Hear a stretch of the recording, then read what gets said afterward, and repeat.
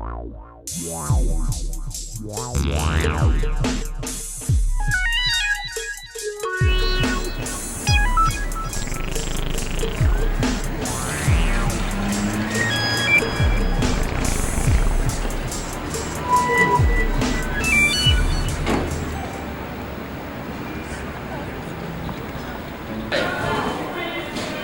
pictures now? Don't take pictures of me.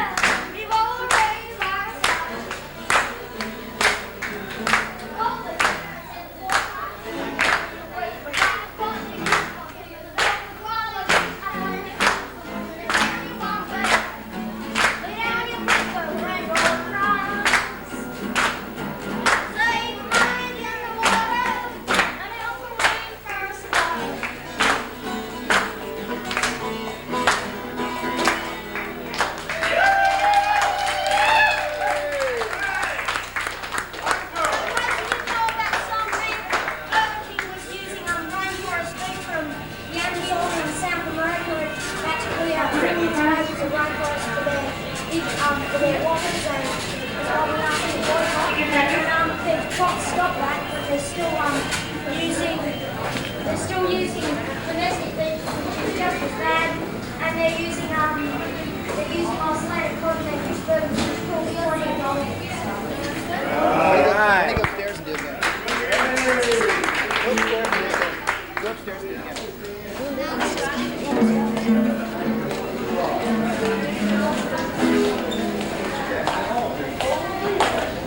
Buddy. No, good. What are you What are you filming for? What are you filming for? I'm filming for myself. For you people? Why come you guys are taping this? Because it's for a video clip. It's a documentary. Is it? Yes. For the kids? Yes. Yes, sing very well. What were you saying? I didn't hear you. We're singing songs about how Burger King was using domestic beef, was using beef from the rainforest in the Amazon, and they had to clear millions of acres of rainforest to get to put the beef in their Whoppers. But they're not doing that anymore. But now they're using Icelandic cod for their fish burgers. For their fish burgers. How do you know that? They kill dolphins. Oh. How do you know that they're not? I don't know. I just want to know that. But I would rather if you guys didn't do that. Hi, thanks for checking in. I'm Andy Caffrey, and this is Getting Real About Reality. It's It's a show about the models we have in our mind, about the nature of reality, and how we should operate within it to make changes. That was the Wallies back in 1989, doing a little sing-along protest in Burger King in Vancouver, Canada. I had been touring with the Wallies up and down the West Coast for most of the summer of 1989. John Seed had come up to me at an Earth First rendezvous in New Mexico and asked me to come along. So I've got a lot of video of these guys and of John and the adventures we went on. That was a song that they performed by Bill Oliver. I first met them in 1987 when they came over, and they were at the Grand Canyon rendezvous, and I recorded the rally at the end of that rendezvous and made an album called Battle Cries from the North Rim, and released, two of their songs were on that. And they met all these Earth First musicians, including Bill Oliver, who wrote and performed at that show, Lay Down Your Whopper Baby, with his partner Glenn Waldeck. And you will see both those guys at the end of the next part of this episode. So they were really quite something. Emu sadly died a couple of years ago. Emu was the guy who seemed to be the lead singer, and the other guy is Bodhi Seed, who is John Seed's son. This episode is the second part of a three-part episode about two of the major people who inspired a lot of Earth First activism in the late 1980s and 1990s.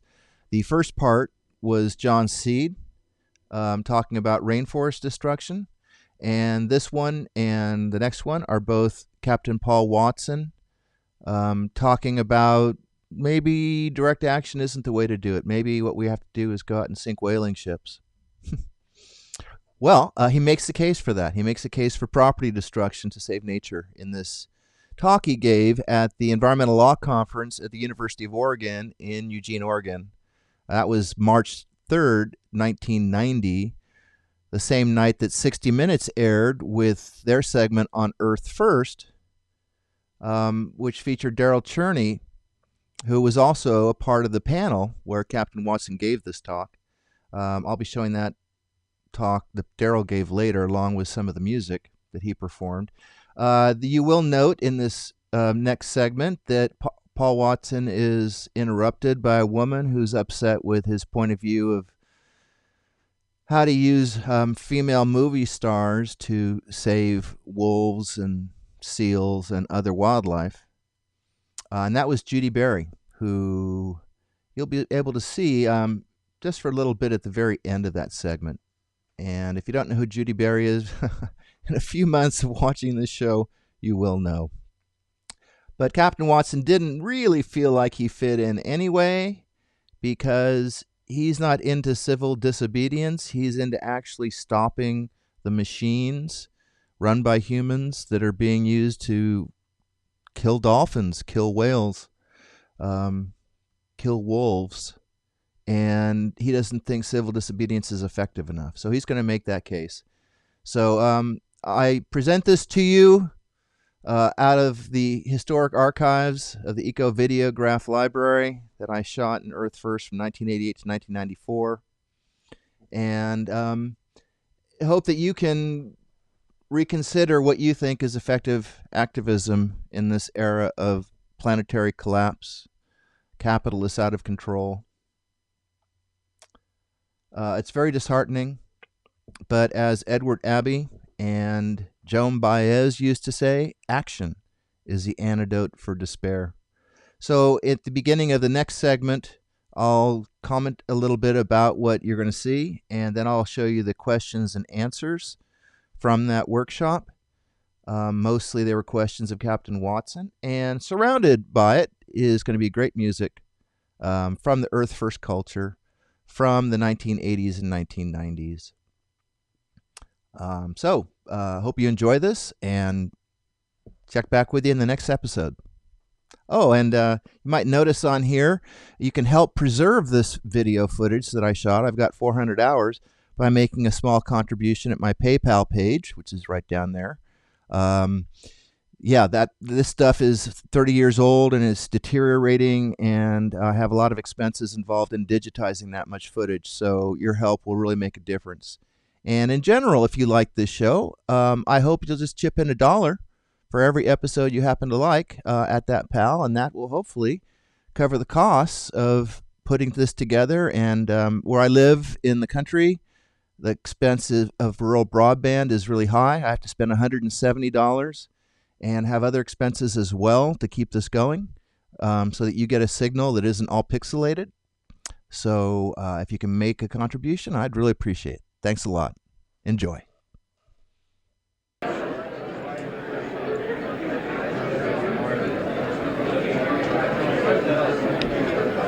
Can I have everyone's attention? Thank you. Well, there's a lot of folks here, I see, and I'm sure y'all won't be disappointed. This panel is environmental advocacy and civil disobedience. I don't think we have one. We don't have one. We're going to start out with Paul Watson, Captain Paul Watson from the Sea Shepherd Conservation Society. His group is committed to enforcing regulations against those involved in the illegal killing of whales, dolphins, and seals. Some of his group's expeditions have included the invasion of Soviet Siberia to document illegal whaling practices, sinking half of the Icelandic whaling fleet.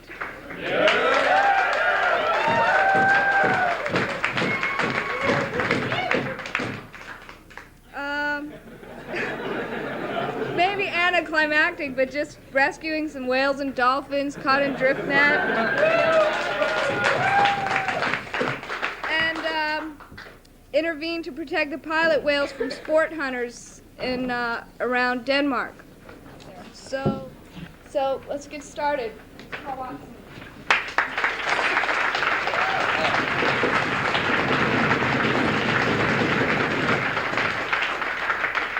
Well, I don't know why I got on this panel. What is it? Environmental advocacy and civil disobedience. Advocacy must be some sort of legal thing like advocating. I don't really know what that means. Civil disobedience, I don't know why I'm on it about civil disobedience, because I don't believe in civil disobedience. Because I don't think that committing civil disobedience against a society which is disobedient to the environment is anything that we can really talk about. I mean, what this society needs is a biocentric enema. It's not a question of civil disobedience, it's a question of warfare. Guerrilla warfare, not guerrilla warfare, but guerrilla warfare. We are at war with anthropocentric society. And what we need is a revolution in values if we're going to survive, if the human species is going to survive. I don't know if that's a good or a bad thing.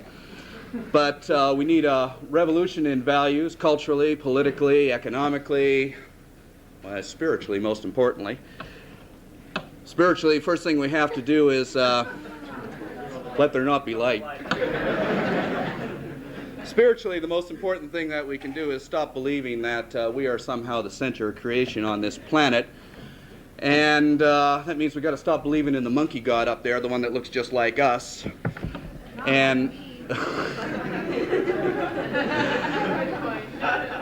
well, you know, human, yeah. The problem is, as human beings have to start to recognize that we are just a bunch of over-conceited, over-glorified primates. And we have to start recognizing that we are part of this planet, equal citizen, equal to all other citizens on this planet, no better, no worse. Well, maybe worse. So, I'm really surprised. I'm really surprised that there isn't more resistance against what's being done. Right now they're spraying malathion all over Los Angeles. You know, you got about millions of people down there, and finally last weekend 2 people took a shot at a couple of the helicopters with some rockets. All right. That was considered civilly disobedient. Never mind the fact that these people are dropping chemicals onto human beings and animals and children. one of the schoolyards down in Pasadena that was covered with this malathion, which is really sticky, the principal called in the fire department, asked him if he could hose this stuff down so the kids could go out and play at recess. And the fire chief said, oh, no, we can't do that because it's illegal to flush toxic materials down the sewer drains. But it's all right to have the children play in it. This stuff will damage the paint on your car, but according to the state of California, it doesn't damage your lungs or your health. These people are doing the same thing to Los Angeles and surrounding areas as the United States Air Force did in Vietnam with spraying Agent Orange. And they should be shot out of the sky. They shouldn't be protested against. What I'm really amazed at is that there is so much tolerance among human beings towards these atrocities that are being committed against us on this planet every day. I know if my daughter or myself or anybody that I loved or even didn't love was, who I knew, was involved who lived in Love Canal and were dying of leukemia as a result of the Hooker Chemical Company. If I was dying of leukemia because of that, the president of Hooker Chemical Company would be a dead man. I'd go into his board of directors meeting with some dynamite strapped around my waist and let it off. But all these people seem to be concerned about, it's almost like we all become sheep. They're more concerned about satisfying the lawsuits so that they can sue Hooker Chemical Company for money. What's good of money if you can buy yourself a nice shiny gravestone? So I really don't understand how come there's so much tolerance. These people are intent upon hurting you, and they're intent upon destroying the possibility of your children, grandchildren surviving and enjoying a beautiful world. They have declared war on this planet, and we have to decide whether we're going to fight back. People have to decide which side they're on. Are they on the side of planet Earth, or are they on the side of megalomaniac human beings? And for myself, I feel that I've made that choice a long time ago, that I am opposed to human society and its values, which are anthropocentric values. We all believe we live in a democracy. Well, it's ecological fascism is what it is. If you have a community, they want to build a shopping mall.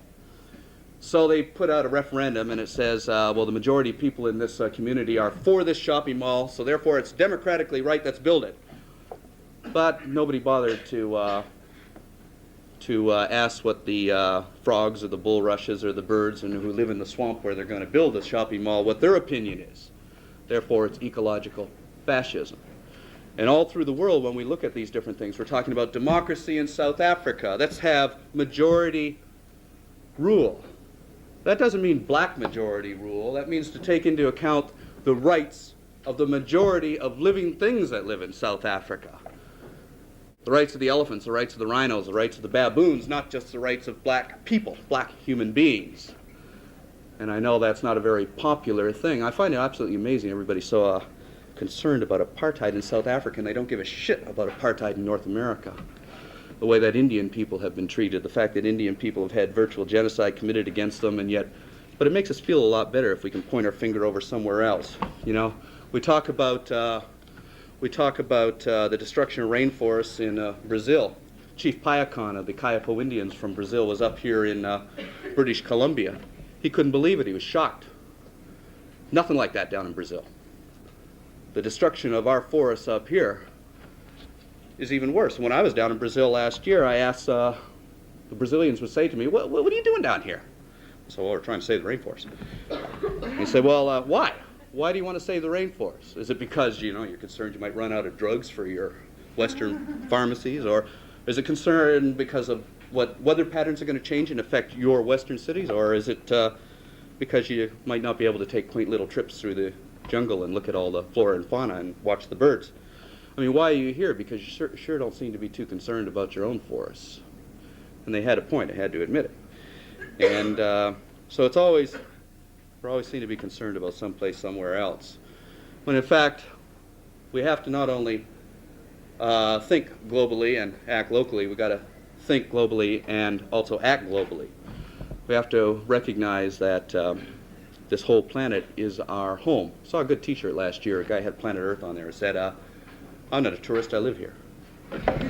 And So I've sort of, I'm a little critical of the fact that they question why I was in Brazil, but at the same time, I have to recognize that it is a little hypocritical for us to go from the Northwest down to Brazil and tell them how to manage their forests. And one thing I did learn when I was down there is that it could be worse. I mean, instead of the president of Brazil that they have right now, they could have, say, Bill Vander Zalm from British Columbia could be in charge down there. Things could be much worse.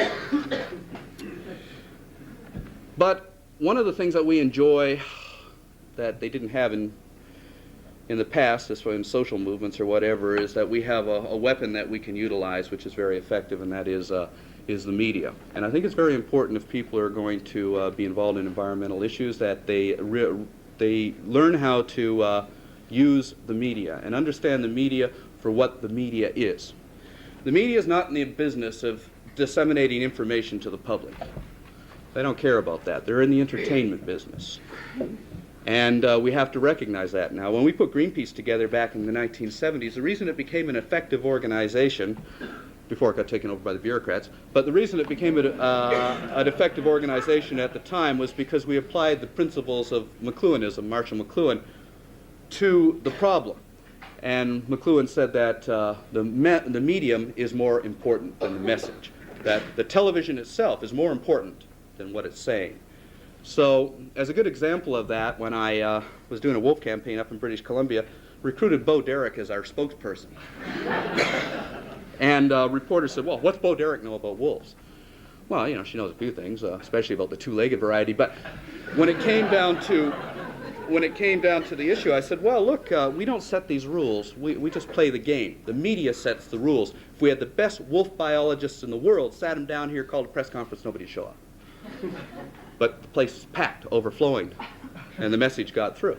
What Bo Derek has to say about wolves is more important than what the top wolf biologist in the world has to say, or what Barry Lopez has to say about wolves, because the media is more concerned about exploiting issues like sex and violence and drama and adventure and everything like that. So what you have to do is do an action and then tag your message to that action.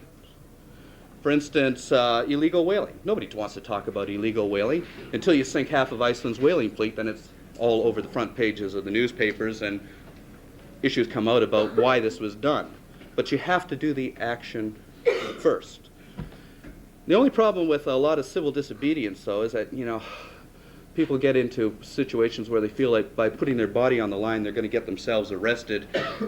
That's going to make a difference. Well, you know, it does get attention, but it also ties you up and ties a lot of money up and ties a lot of people up for a long time. And although it does have certain advantages, I think it's much more effective to do things which are really dramatic, which really make an impact, or do things covertly. And we have a lot to learn in that department about covert activity and everything, because we have to realize that anything that we're going to do, the government knows we're going to do it before we know we're going to do it. So you have to be aware that you're going to be infiltrated, and there's certain rules that people have to learn when they're involved in covert activity. For instance, if anybody wants to be involved with something which is, quote, illegal, make sure you don't do it with anybody that if you haven't known them for 7 years, at least 7 years. That's a lot of endurance for any FBI agent. Preferably do things with your family, and never, ever, ever do anything with your girlfriend or your wife or your husband. Well, your what? I'm speaking from a male point of view, you know. If you want to not be anthropocentric, it would be nice if you weren't male-centric. No, well, look, I am a male, so I'm male-centric. You're human and you're advocating being centered on all. Well, it just takes a little bit of abstract thinking to turn it around so that you know what I'm talking about.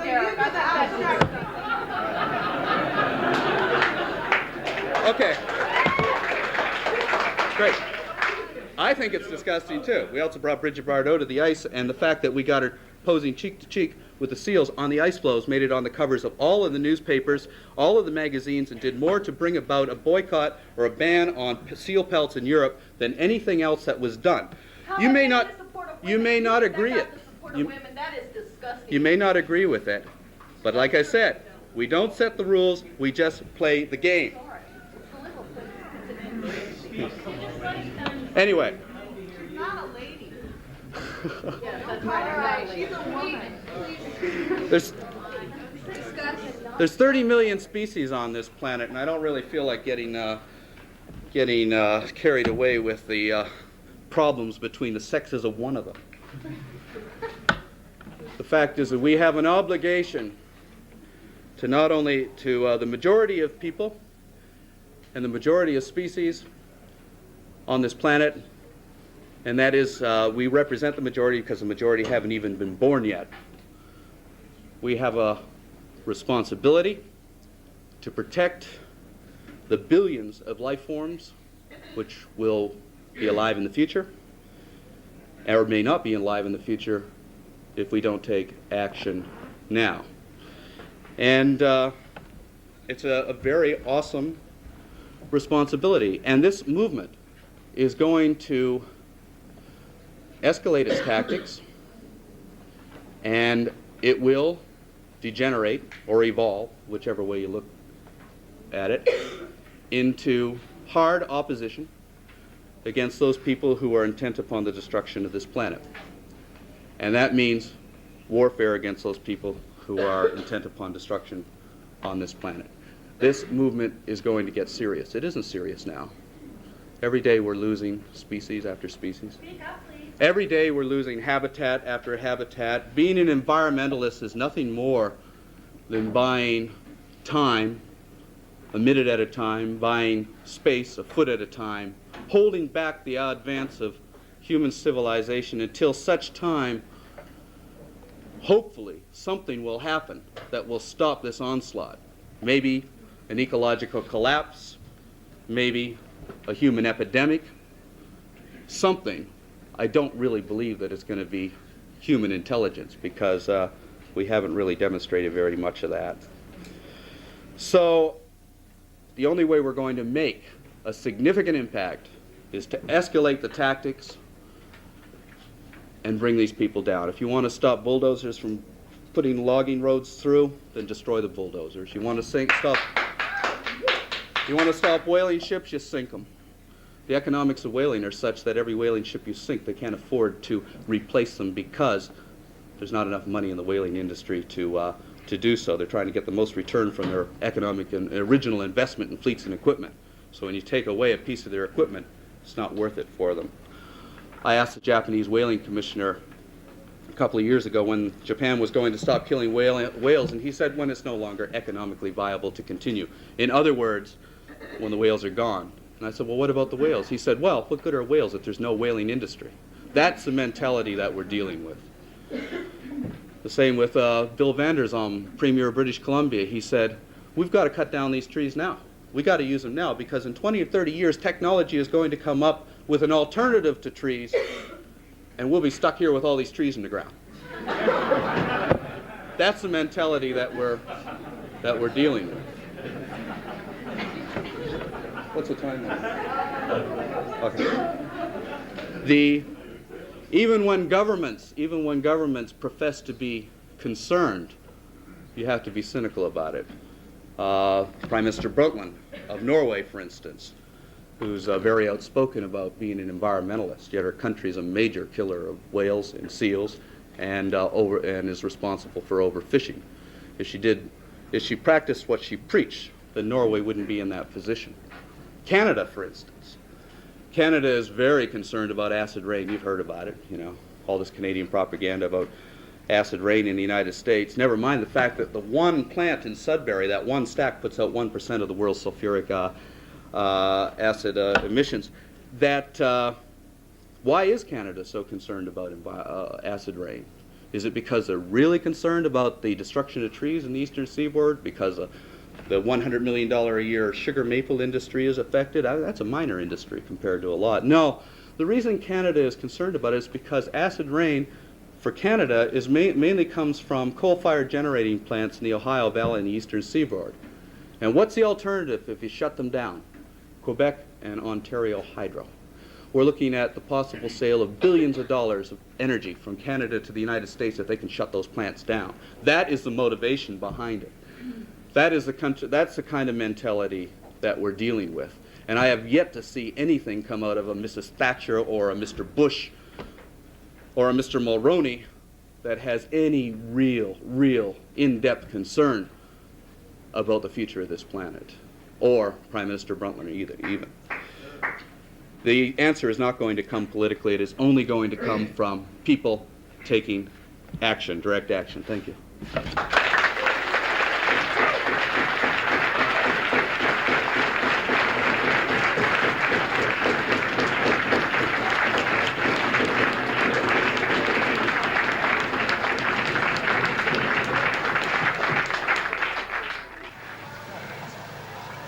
Okay, part of Indian tradition is that braves would dance out and act out certain things and tell stories. Well, I was asked to, well, I first wanted to thank you because I, in my life, had never read any of my poems to more than 2 people at once. And I was afraider than on other actions I had done. And on Tuesday night, I just felt like people here were wild enough and crazy enough so they could accept it. So I've always considered myself kind of like there's an antichrist. I'm the anti-humanist. But I just wanted to thank you for the strength and wildness and confidence and love. So we're going to do it again, Sink It, and Julie Alexander is going to participate in this. Okay, so here we go. This is called Sink It. Cut it and bash it and break it and sink it. Scuttle it and stop it most any way you can. Maybe we're just grains of sand in their gears of destruction, but do it if you can. Now, if you can get aboard without getting caught, then you're over half the way there. Now hide yourself on the deck and wait it out to see if anyone comes. For if they have seen you and they're coming to get you, better to go down for trespass than sabotage. If no one comes, then break into the boat. Pick that lock or bust it. Cut it or torch it or pry it from its hinge, and then get inside quickly before anyone sees or hears. Drop down into the engine room. You may find another door locked. Bust this one open just like the other. They can't see you now. Now you're all surrounded by tons of machines and gauges and pipe. The ultimate robot man's dream. For those with only oil for blood, for those with only pistons firing for heartbeats. Find the sea car quickly. It's where they let the water in to cool the engines, fight fires, wash decks or whatever. It's this valve we're going to do in. First shut it off completely, then take the handle off the valve stem. Then with the crescent or pipe wrench, disconnect the pipes bolted to it. Take it off completely. It may take some time. Pull out all the studs and bolts until the pipe drops wide open, just waiting to gush. Then put your pipe wrench on the valve stem and open it all the way. And what do you see below you? Seawater exploding all over this place. But don't stop now. Pull on the pipe wrench as hard as you can until the valve is jammed wide open. Then take your wrench and bash that valve stem hard. Bend it, break it, jam it so it's locked open with tons of seawater pouring through it. Soon this valve will be underwater. Impossible for anyone to close by hand. Hey, your work is almost over. Baby, this ship is about to hit the fan. Now gather up your tools out of the engine room. But before you close the door, toss in a tear gas canister for good measure, and then put your own padlock on that door. Now, ease your tools into the harbor, not with a splash because they're as heavy as lead. I know it's a terrible waste to throw them away, but just try explaining those bolt cutters to a cop instead. Now get off the boat and GTFO. GTFO out of the harbor, out of the city. GTFO out of the country. GTFO out of this world. They'll be looking for you shortly. Remember, S-I-N-K, sink, is a 4-letter word. So just get the fuck out and keep going. You don't want to go down just like the boat. I want you to live on to become the serial sinker. I want your warrior rights intact. It's okay to gloat. So, help that drift netter drift down to the bottom. Stick that harpoon up any boat's ass that's been killing whales. Dump that toxic dumping ship straight down to its own burial grounds. After all, this is just recycling on a grand scale. So cut it and bash it and break it and sink it, scuttle it and stop it most any way you can. Maybe we're just grains of sand in their gears of destruction, but do it, do it, do it if you can. I pray, do it, do it, do it, if you can.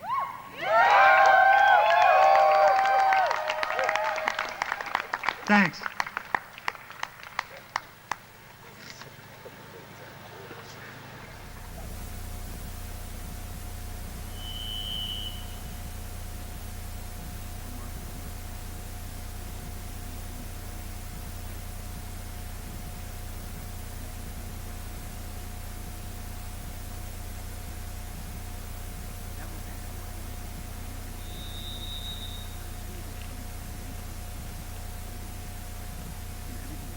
That's a little down there, Greg.